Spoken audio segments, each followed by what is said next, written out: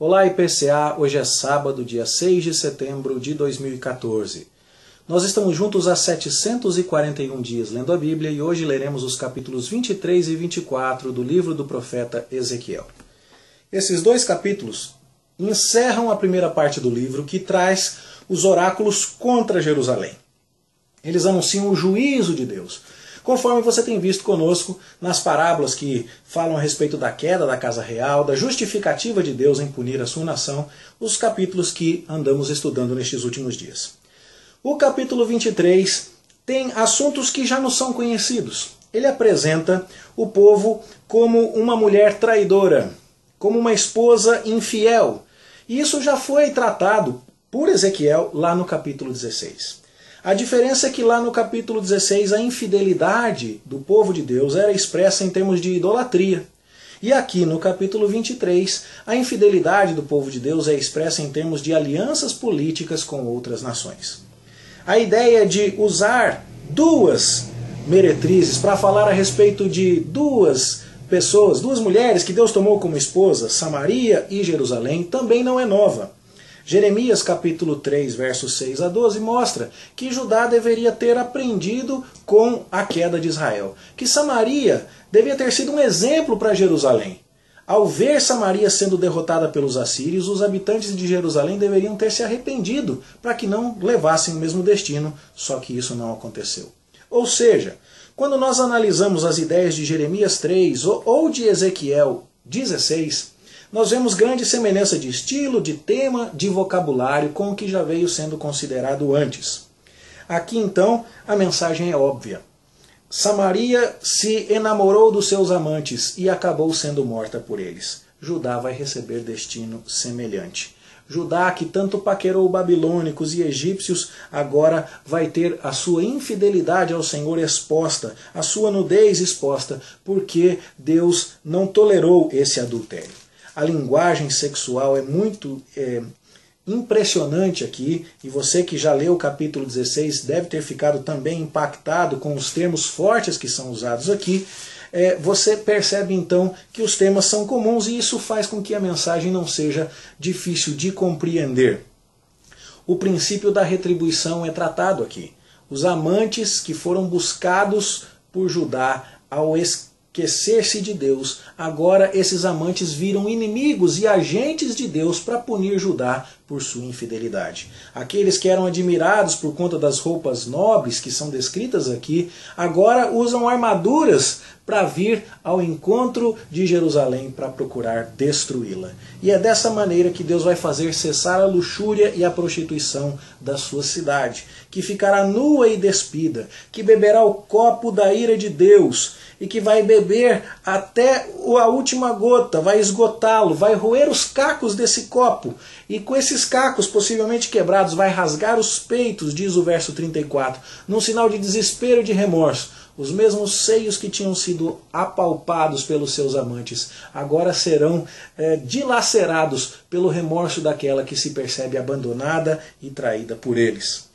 Há algumas dificuldades textuais na parte final do capítulo 23 que fazem com que as traduções divirjam muito entre si, mas a mensagem geral é essa, descrevendo de maneira muito forte a luxúria e o pecado que é tratado aqui em conotação sexual. Fica claro que Deus tem toda a razão em punir o seu povo de Judá, em destruir Jerusalém por causa da sua muita infidelidade. E é assim que nós vamos encerrar essa sessão no capítulo 24, quando Deus tem todo o direito e toda a razão de punir o seu povo. Já que é assim, no dia exato em que Nabucodonosor cerca Jerusalém, Ezequiel recebe ordens para desempenhar mais um ato simbólico. O capítulo 24, verso 1 diz que no 9º ano, no 10º mês, aos 10 dias do mês. Se você ler 2 Reis 25:1 ou Jeremias 52:4, você percebe que foi nesse exato dia que os exércitos babilônicos cercaram Jerusalém. E 18 meses mais tarde, a cidade caiu. O julgamento começa. Como o capítulo 23 deixa bem claro, o adultério de Judá é imperdoável. É muito errado o que Judá fez. Deus está completamente correto em punir. E no dia em que Nabucodonosor com seu exército cerca Jerusalém, Ezequiel recebe a ordem de fazer um ato simbólico que envolve uma panela. Ele vai pegar uma panela e vai colocar os melhores pedaços de carne do rebanho e vai preparar uma grande panelada que vai ser fervida com muita lenha debaixo dela. Se você se lembra, lá no capítulo 11, a cidade de Jerusalém, os que tinham ficado lá e não tinham sido debandados para o cativeiro, eles se consideravam a melhor carne da panela. E agora é essa carne na panela que está fervendo. E então a ironia é grande aqui no capítulo 24, se você se lembra do que estava lá no capítulo 11.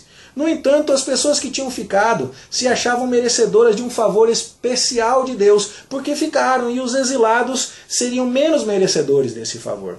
E Deus está dizendo que não é bem assim. Ele diz isso não só porque ele promete aos exilados que estaria com eles, que seria santuário para eles, como nós já vimos, mas também porque aqui ele manda que Ezequiel, ao colocar essa carne na panela, tire de dentro da panela, né, a carne pedaço por pedaço, sem escolha, que ele recuse completamente toda aquela carne que está na panela, porque essa carne, como diz o verso 7, está culpada de sangue. O que seria isso? Carne feita com sangue era inadequada para o consumo de um judeu. Levítico 17, versos 10 a 16, diz que a carne para o judeu comer tinha que ser drenada do seu sangue. E, no entanto, aquela carne na panela não atendia aos critérios de Levítico.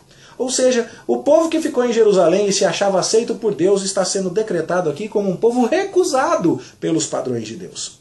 E aí, então, o que você tem? Também, possivelmente, uma menção ao sangue da cidade sanguinária, lá do capítulo 22, verso 2, que foi condenada pela sua maldade em relação aos menos favorecidos. Bom, já que é assim, essa carne vai ser tirada da panela sem escolha, diz o verso 6, sem lançamento de sortes, ou seja, o destino que eles estão recebendo não está debaixo daquela aprovação de Deus que era confirmada pelo lançamento de sortes. Não, eles estão ali recebendo juízo, e o que está acontecendo com eles é mostra de que eles não são a melhor carne da panela, coisa nenhuma. E então, o que temos? No verso 8, vemos que Deus vai fazer subir a sua indignação e vai tomar vingança contra eles, e menciona a ideia de um sangue que foi colocado numa rocha descoberta. A carne que seria preparada, de acordo com o critério de Levítico, teria que ser preparada com os animais tendo seu sangue drenado, e esse sangue escorreria sobre a terra, mas ele teria que ser coberto com pó. O sangue exposto ofendia a Deus, e no entanto, essa carne que foi preparada aqui, símbolo de Jerusalém, tinha sido preparada de uma tal forma que o sangue tinha ficado por cima de uma pedra nua. Era como se o sangue dos inocentes oprimidos em Jerusalém clamasse a Deus e Deus executasse a sua justiça contra aquela cidade por conta dessa desobediência. É assim que o verso 9 diz: ai da cidade sanguinária. Eu vou fazer uma grande pilha de lenha. Ezequiel amontou em muita lenha, acenda o fogo e cozinha essa carne aí. Engrosse o caldo até arderem os ossos. A ideia é de que ele cozinhou aquela carne até toda a água ferver e até toda a carne que tinha ficado lá dentro ela virar cinzas, como diz algumas traduções. Arderam os ossos ali. Foi um juízo completo sobre a carne. E era o que haveria de acontecer com aqueles que ficassem em Jerusalém. Seriam consumidos pela espada. Alguns poucos, sem escolha, como diz o verso 6, escapariam e não deveriam se considerar especialmente favorecidos por Deus em relação a isso, e muitos ali morreriam e sofreriam um severo juízo. Mas isso não resolveria o problema, a panela continuaria contaminada, e então era necessário purificar a própria panela em si. Então ela deveria continuar no fogo para ver se a sua ferrugem seria consumida. Mas o verso 12 diz: é um trabalho inútil, porque essa ferrugem não sai, a imundícia é muito grande. Eu quis purificar Jerusalém, mas ela não quer ser purificada. Por isso no verso 14 Deus diz que está completamente justificado, que ele não vai tornar atrás, que ele não vai poupar a cidade, que ele não vai se arrepender, que ele vai julgar Jerusalém. Que visão dura! E mais difícil ainda parece ser a ordem seguinte que Deus dá a Ezequiel. Deus diz: eu vou repentinamente, Ezequiel, matar a tua esposa, e você não vai poder chorar. E a gente lê que Ezequiel tem que gemer em silêncio e não pode nem praticar rituais de luto comuns na época, como tirar o turbante, como tirar as sandálias, como cobrir o rosto, ou como comer um pão que os vizinhos preparassem para consolá-lo. Ele não podia fazer nada disso.